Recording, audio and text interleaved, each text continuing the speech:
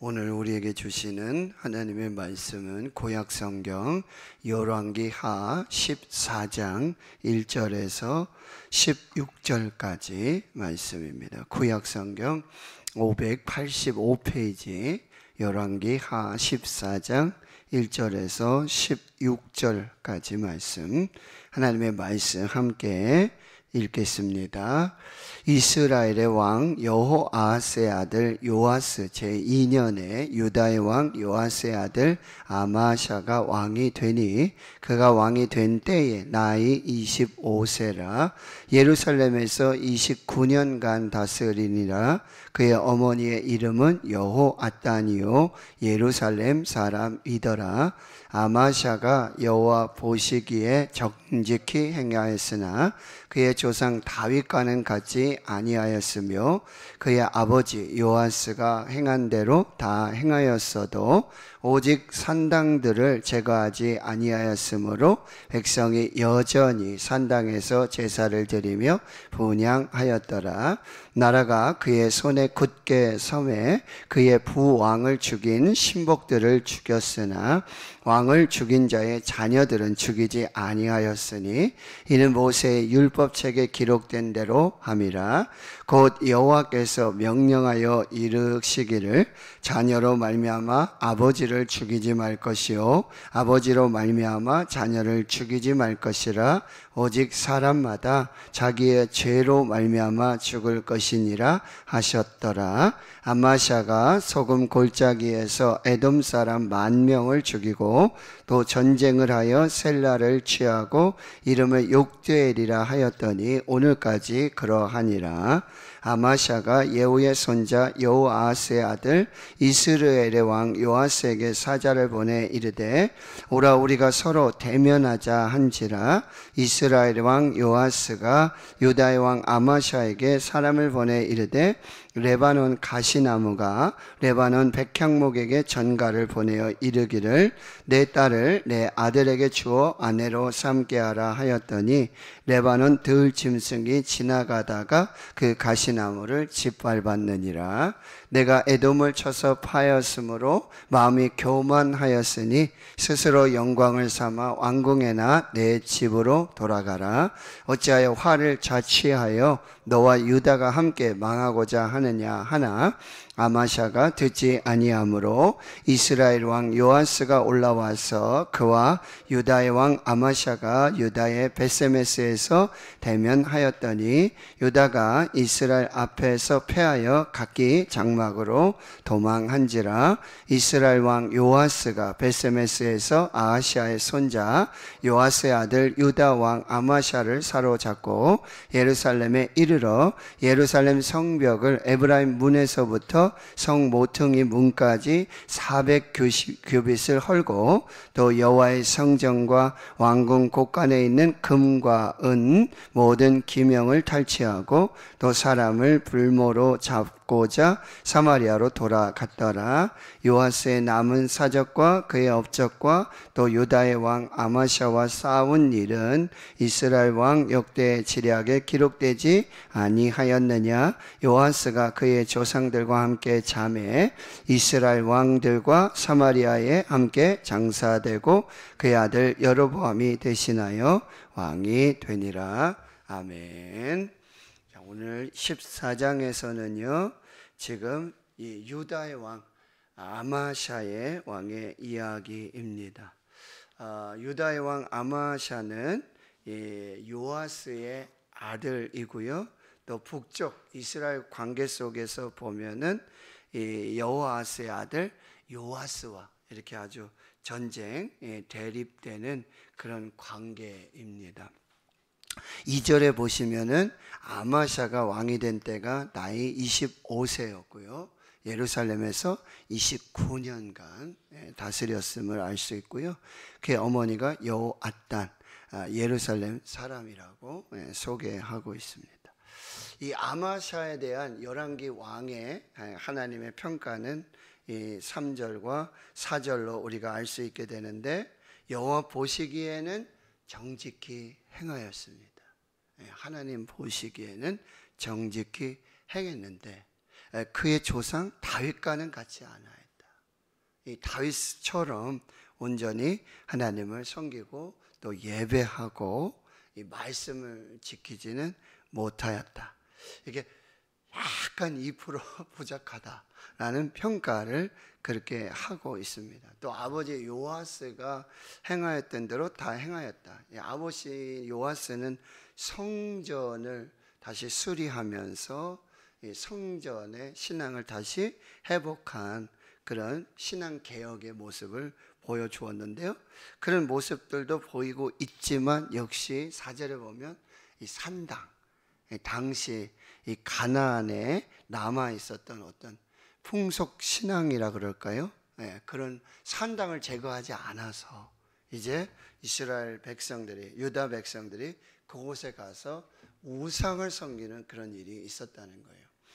성전을 건축하고 나서는 하나님께서는 이 성전에 와서 예배를 드려라, 성전 중심의 신앙생활을 해라, 이렇게 하나님 말씀하시는데 그 아직도 남아있는 그 산당들, 그러니까 성전까지 오지 않고 이제 가까운 곳에서 그렇게 가나안의 우상을 아직 풍속으로 섬기는 그런 모습들이 계속해서 나타나고 있었다는 거죠. 그래서 어느 신학자는 이렇게 말합니다. 이 아마샤는 가짜 다윗이었다. 다윗처럼 하려고는 했지만 신용은 냈지만 그런 신앙의 모습을 보여주지는 못했다라고 평가하고 있습니다. 그럼에도 불구하고 그런 신앙 속에서 5절에 보면 나라가 이 아마샤의 손에 굳게 서게 됩니다. 그런데 이게 다 하나님의 은혜라고 한다는 거예요. 나라의 평안, 이 모든 것이 하나님의 손에 달려있다라고 하는 거예요. 근데 이 아마샤가 이걸 잊어버려요. 나중에 좀 더 말씀드리겠습니다. 그리고는 그의 부왕, 누구죠? 요아스. 7세에 이 왕이 되었고요. 40년간 통치하게 됐는데, 이렇게 이 고모보 여호야다 대제사장으로 있을 때는 그의 어떤 가르침, 지도, 하나님의 말씀을 듣고는 아주 정직하게 신앙을 잘 행해 나가는데, 나중에 가서 뭐예요? 여호야다 대제사장이 죽습니다. 고모부가 죽고 나니까 하나님을 버려요. 우상을 섬기게 되는 거예요. 주위에 아주 좋은 이 영적 멘토, 신앙 지도자가 있을 때는 아주 신앙을 잘 지켜가다가 그가 죽고 나니까 그 신앙을 다 버려요. 그래서 부왕, 여기 그냥 5절에 부왕 이렇게 돼 있는데 아버지 요아스잖아요. 요아스가 어떻게 죽었어요? 신복들에 의해서 암살을 당합니다. 그게 이제 북쪽 이스라엘에 반복되는 역사였잖아요. 하나님께서 이 신하들을 통해서 모반을 일으켜서 왕조가 바뀌는 이야기가 북쪽 이스라엘의 왕의 이야기인데, 남쪽에도 그런 일들이 있어요. 요아스가 그렇게 죽었어요. 아버지가 모반을 당해서, 배반을 당해서 그렇게 암살을 당했단 말이에요. 그런데 이제 6절에 보면 그 왕을 죽인, 자기 아버지를 죽인 그 자녀들, 그 모반에, 배반에 참여했던 그 자녀들은 죽이지 아니했어요. 근데 그 이유는 이것입니다. 모세의 율법책에 기록된 대로 함이라. 신명기 24장 16절의 말씀이에요. 거기에 이렇게 말하죠. 똑같은 말씀이에요. 자녀로 말미암아 아버지를 죽이지 말고, 아버지로 말미암아 자녀를 죽이지 말고, 각기 사람마다 자기의 죄로 말미암아 죽을 것이라. 그러니까 연좌죄 있지 않습니까? 아버지를 해가지고 공산주의가 그렇습니다. 그런데 그것은 이 율법에 맞지 않습니다. 그러니까 이것을 이제 아마샤가 잘 지키고, 이 다윗과 같지는 않았지만 그래도 어찌하든지 최선을 다해서 이 하나님의 계명, 하나님의 말씀을 순종하고자 하는, 그렇게 애쓰고 노력했던 그런 모습을 이제 보여주고 있다는 거예요. 그런 자에게도 하나님이 뭐요? 은혜를 주셔서 나라를 굳건하게 세우는 은혜를 주시고요. 7절에는 이런 은혜를 주십니다. 아마샤가 소금 골짜기에서 에돔 사람 10,000명을 죽입니다. 이 에돔을 이제 전쟁을 하여서 셀라를 취하고 욕두엘이라 이름 바꾸는, 이곳은 지금 말하고 있는 이 페트라 지역을 이렇게 말하고 있는데, 그런 견고한 곳까지 다 이렇게 차지하게 되는데, 이것도 뭐예요? 하나님의 은혜입니다. 전쟁은 여호와께서 가요. 하나님께서 주시는 승리였다라고 하는 거예요. 그런데 이것을 깨닫지 못하고, 이게 다 하나님의 은혜라고 한다는 거, 하나님의 도우심이란다는 거, 이걸 깨닫지 못하고 이제 교만해지는 거예요. 그래서 8절에 이렇게 말합니다.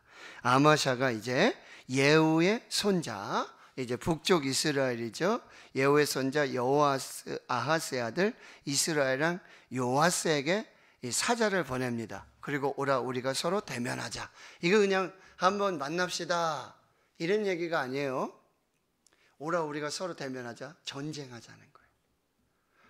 아마샤가 조금 이제 교만이 생긴 거예요. 나라도 굳건하게 세워지고, 그리고 하나님의 은혜 주셔가지고 에돔과의 전쟁도 이기고, 이러니까 기고만장해서 자기 힘으로, 자기 능력으로 다 하는 줄 알고는 저 북쪽 요아스에게 사자를 보내서, 사신을 보내가지고 오라, 우리가 서로 대면하자, 한판 붙자, 이런 얘기예요. 뭐든지 다 될 것 같거든요. 그런 교만이 이제 생겨나게 되는데, 9절에 이스라엘랑 요아스는 이렇게 비유로 얘기합니다. 아마시아에게 사람을 보내 이 레바논 가시나무, 누굽니까? 이 남쪽의 왕 아마샤를 말해요. 여러분, 나무 중에 이제 여러분 사사시대에도 요담의 우화가 있잖아요. 가시나무가 왕이 되라 그러니까, 아이고, 나무들이 왕이 되라는 게 자기가 우쭐해가지고 그런 우화가 있잖아요. 그걸 알고 있는지 모르고 있는지는 모르겠지만, 지금 남쪽 왕 이 아마샤를 레바논의 가시나무, 나무 중에 별로 가치가 없습니다. 그 가시나무로 비유하고, 자신은 레바논의 백향목. 백향목은 여러분 나무 중에 나무고요, 아주 귀한 나무잖아요. 그 자기 요아스 자기 비유해가지고는 이제 어떻게 얘기합니까? 레바논 들짐승이 지나가다가 그 가시나무를 짓밟았느니라. 너는 나한테 안 돼. 너 지금 교만해가지고 그러는데 절대 그리할 수 없어. 10절에 그렇게 얘기하잖아요. 아마샤, 내가 에돔을 쳐서 파였으므로 지금 마음이 교만해가지고 스스로 영광을 삼아 왕궁에나 내 집으로 돌아가라. 그냥 왕궁에 있든지 내 집이나 좀 다스리지. 지금 네가 교만하게 그럴 때가 아니다. 어찌하여 지금 화를 자취하여 너와 유다가 함께 망하고자 하느냐. 이렇게 조용히 경고를 했는데, 아마샤는 지금 교만이 지금 아주 그냥 대단하거든요. 그래서 11절에 그때는요, 누가 무슨 얘기해도 안 들어요. 자기가 신이 되니까. 그래서 여러분, 자신이라 그러죠. 우리 한 목사님, 한정수 목사님, 자기가 신이 된 자신. 당신도 신이에요. 자신. 교만해가지고 아무것도 안 들려요. 교만한 사람은 듣지를 않아요. 자기가 신이니까요. 자, 보세요. 그래서 이스라엘 왕 요아스가 올라와서 그의 유다의 왕 아마시아가 유다의 베세메스에서 이제 대면 전쟁을 하게 되어지는데, 12절에 유다가 이스라엘 앞에서 패합니다. 그럼 각기 장막으로 도망하는 일의 역사가 나타나고, 13절에 이스라엘 요아스가 베세메스에서 아시아의 손자 요아스의 아들 유다왕 암마샤를 여러분 사로잡습니다. 왕을 사로잡고 예루살렘에 이르러서는 예루살렘 성벽을, 예루살렘 그 견고한 성벽, 여기를 에브라임 문에서부터 성 모퉁이 문까지 400규빗, 1규빗은 이렇게 여기 손가락 끝에서 여기 손목 팔꿈치 약 45cm, 50cm로 하면은 여러분 200m의 예루살렘 성벽이 무너지는, 그 얼마나 큰 수모예요. 왕이 잡히고 성벽이 무너지고. 여러분, 이렇게 교만이 이랬다. 교만. 그리고는 14절에 여호와의 성전과, 이제 성전 지금 막 수리해가지고, 그렇죠? 또 이렇게 잘 세워져 가는데, 그 성전과 왕궁 곳간에 있는 금은, 그리고 모든 이 기물들 다 철책하고 사람도 볼모로 잡고. 여러분, 저쪽 북쪽에 아람이라든지 뭐 에돔이라든지 모압이라든지 뭐 암몬, 이 블레셋, 이런 이방 족속들이 아니라, 여러분, 이 교만이 뭐가 된 거예요? 동족 상잔의 비극을 만든 거예요. 교만이 이렇다는 거예요. 볼모로 잡고 포로로 잡아서 사마리아로 돌아가게 되는데, 15절 16절에 요아스의 남은 사적, 업적, 아마샤와 싸운 이야기, 이게 또 다 기록이 되어 있고요. 요아스도 죽고 그의 아들 여로보암이 왕이 되었다라는 이야기를 해주고 있습니다. 여러분, 결론은 여러분 너무나 잘 알고 있는 말씀이죠. 잠언의 말씀 16장 18절, 교만은 패망의 선봉이요, 거만한 마음은 넘어짐의 앞잡이니라. 잠언 18장 12절에 사람의 마음의 교만은 멸망의 선봉이요, 겸손은 종기의 길잡이이니라. 여러분, 하나님은 겸손한 성품의 사람을 리더로 세우고자 하신다는 거예요. 능력이 좀 안 되고 뭐 자질이 안 되고 그게 중요하지 않아요. 겸손한 사람, 하나님을 인정하는 사람, 하나님 앞에 겸손한 사람. 여러분, 유명한 성자 어거스틴이 있지 않습니까? 그 어거스틴에게 많은 제자가 있는데, 한 제자가 와서 그 스승 어거스틴에게 질문합니다. 그리스도인에게 가장 큰 덕목이 뭡니까? 마치 예수님께 와서 율법학자가 계명 중에 가장 큰 계명이 뭡니까? 예수님께 질문하는 것처럼, 그리스도인에게 가장 큰 덕이 무엇입니까? 덕목이 무엇입니까? 첫째는 겸손입니다. 또 묻습니다. 둘째로 큰 덕이 무엇입니까? 둘째도 겸손입니다. 셋째는요? 셋째도 겸손입니다. 제자가 다시 묻습니다. 그럼 겸손의 반대말은 무엇입니까? 교만입니다. 그럼 어떤 사람이 교만한 사람입니까? 자신이 겸손하다고 착각하는 사람. 자신이 겸손하다고 착각하는 사람. 진짜 겸손한 리더는요, 끊임없이 자신을 성찰하는 리더예요. 하나님을 경외하고, 그리고 주위의 사람들에게 마음을 열고 귀를 열고 경청할 수 있는, 하나님과도 소통하고 이웃과도, 또 사람들, 특히 여러분 이 팔로워들, 이 다른 사람들에게 권위로 행하지 않고 겸손하게 그들의 이야기를 들을 줄 아는 사람, 그리고 함께하는 모든 사람들을 신뢰하고 그들의 재능과 최선을 이끌어낼 수 있는, 협업할 수 있는 그런 리더가 겸손한 리더라고 하는 거예요. 주변 믿지 못하고 신뢰하지 못하고 그들 섬기지 못할 때 뭐예요? 독선이 되는 거예요. 독재가 되어진다라고 말하고 있다는 거죠. 그래서 베드로 전서 5장 5절과 6절에 이렇게 권면을 주고 있어요. 젊은 자들아, 이와 같이 장로들에게 순종하고 다 겸손으로, 서로 겸손으로 허리를 동이라. 이 교회 안에 여러분 질서가 중요해요. 젊은 리더들은 여러분, 마다 테레사는 이런 얘기했어요. 미국 의회에 가서 의원들이 다 기립박수를 했어요. 그의 연설 한마디에 뭐라고 했어요? 여기 리더가 될 사람들은 먼저 섬기는 자가 되십시오. 그 한마디 했어요. 그 국회의원들이 다 일어나가지고 기립박수를 했어요. 리더가 되고자 하는 자는 먼저 섬기는 자가 되십시오.